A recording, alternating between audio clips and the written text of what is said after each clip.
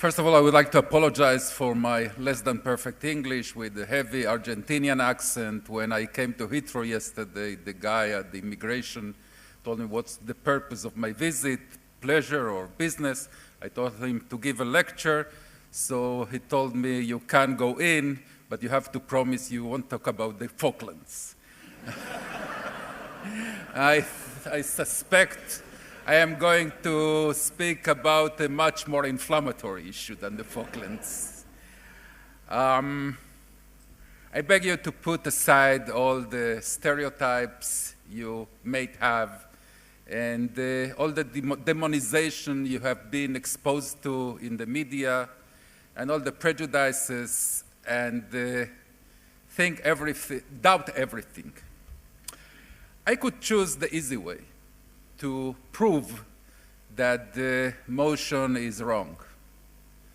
The easy way is that should it be right that Israel is destroying itself with its settlements policy, I would expect an overwhelming support for settlements in Arab countries. But we don't, of course. But that is too easy. Look, if it were right, you can justify a motion like that on two grounds. On the moral ground, you could suggest that Israel is eroding its moral standing, and I hear that argument with its settlement policy, or on strategic grounds. Israel is making itself more vulnerable with its settlements policy. But the fact is that neither of those two arguments is true. I would like to start with the moral one because, in my opinion, is the more important. And that in which more disinformation and defamation is being spread. The Israeli-Palestinian conflict, the Jewish-Palestinian conflict, call it whatever way you like, is a peculiar one. You cannot compare it, for instance, with the Israeli-Egyptian dispute. The Israeli-Palestinian conflict is a conflict like no other one in the world, in the sense that there are two ethnic groups, Jews and Palestinians, that have their beliefs, their historical narratives. And I dare to say, even if I'm criticized by some of my colleagues, that both are sincere. I'm not saying I don't want to judge if they are right or wrong. Both are sincere. I feel that Zionism is the national liberation movement of the Jewish people.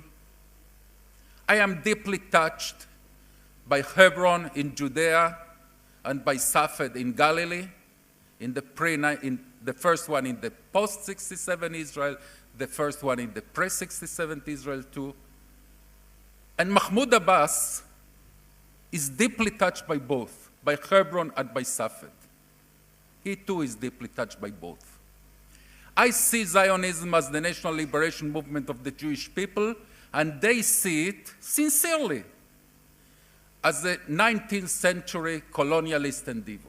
Israel, not the settlements, because they consider themselves the natives, and us, the Afrikaners that came to usurp their land. Now, how do you resolve such a dispute? There is no other dispute like that in the world. You could suggest that partition, the so-called two states, is the just solution. Maybe.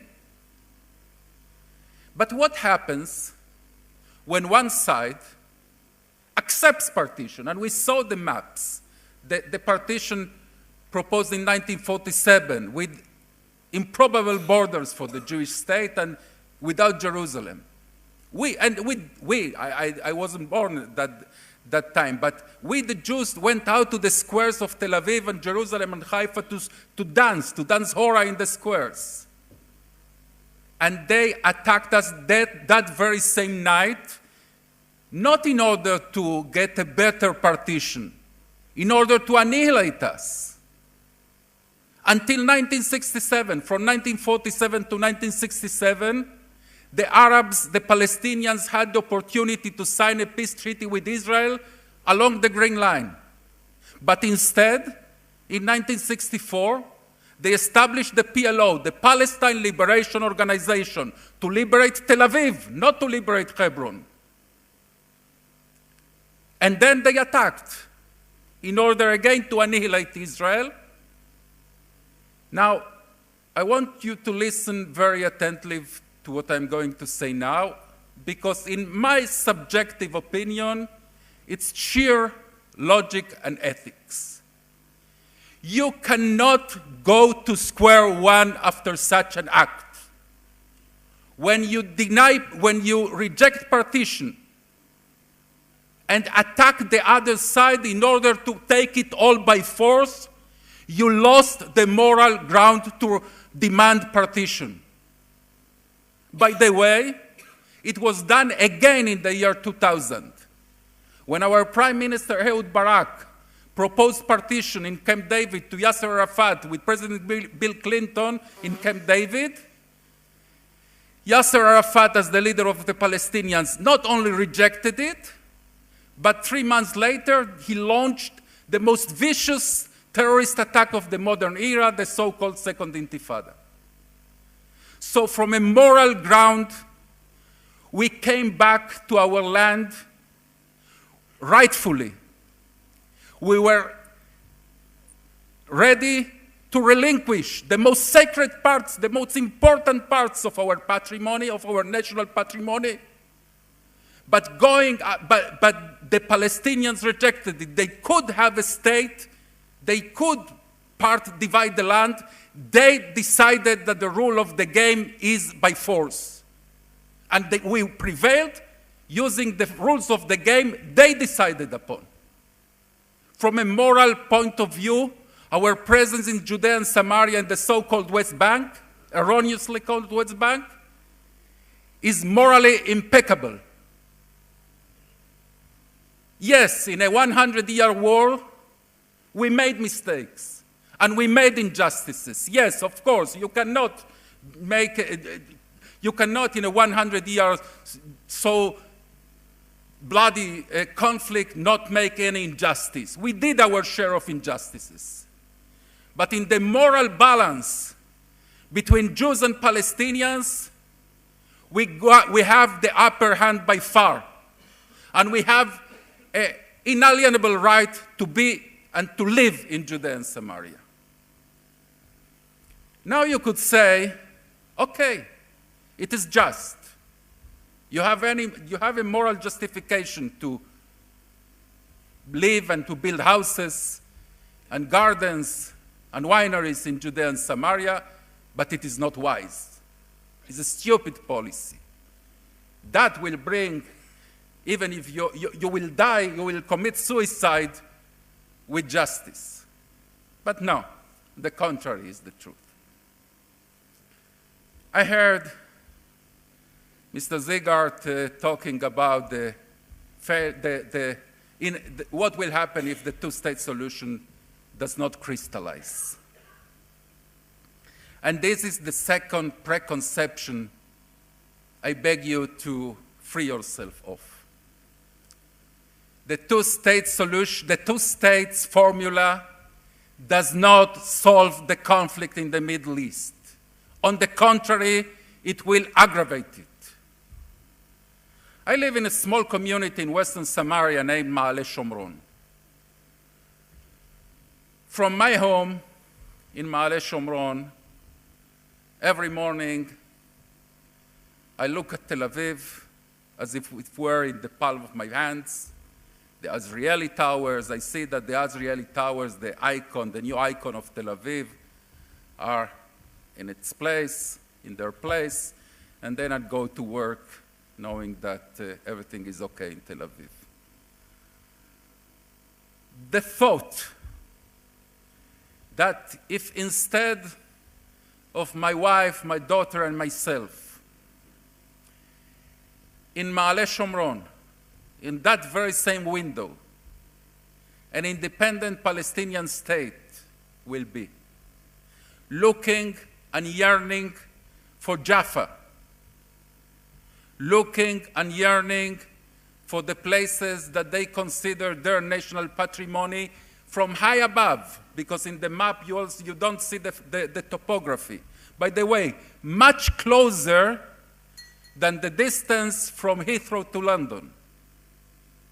Much higher than Heathrow, of course, to London, completely dominating the landscape.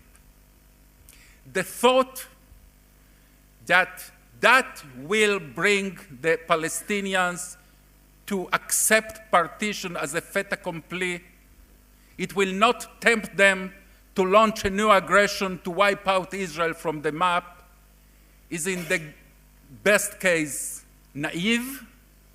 In the worst case, I prefer not to characterize it.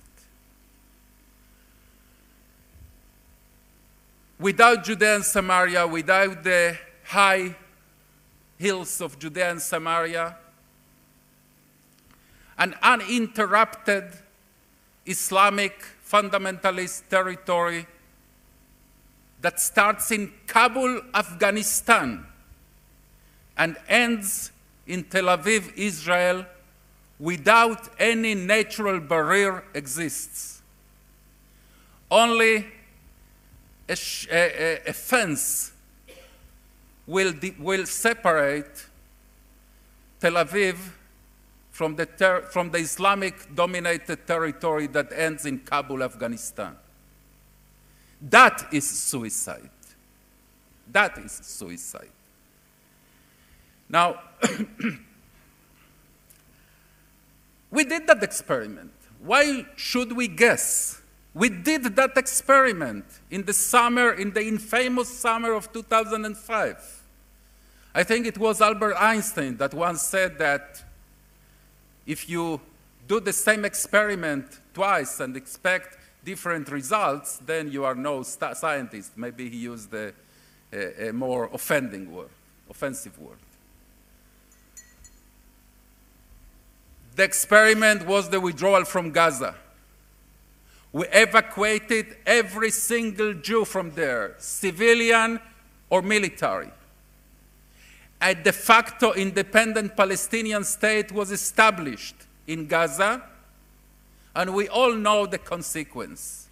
The consequence is that every single penny, every single cent, every single euro and dollar and pound that was contributed to the newly formed de facto independent state, Palestinian state in Gaza, was used to amass armaments against Israel, to form a new launching pad for an aggression against Israel, not for highways, not for schools, not for hospitals, not for universities.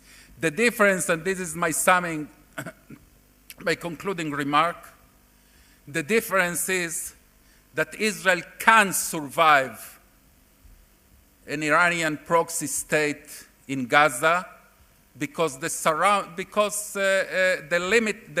surrounding areas are not very densely populated. Of course, it's not a good situation, but we can somehow cope with it. The same thing in Judea and Samaria, and it will be inevitably the same thing, inevitably. By coup d'etat, by gun or by ballot, the Hamas will take control of the new Palestinian state, will endanger the very physical existence of the state of Israel. Therefore, the settlements do not endanger Israel's existence, but guarantee it. Thank you.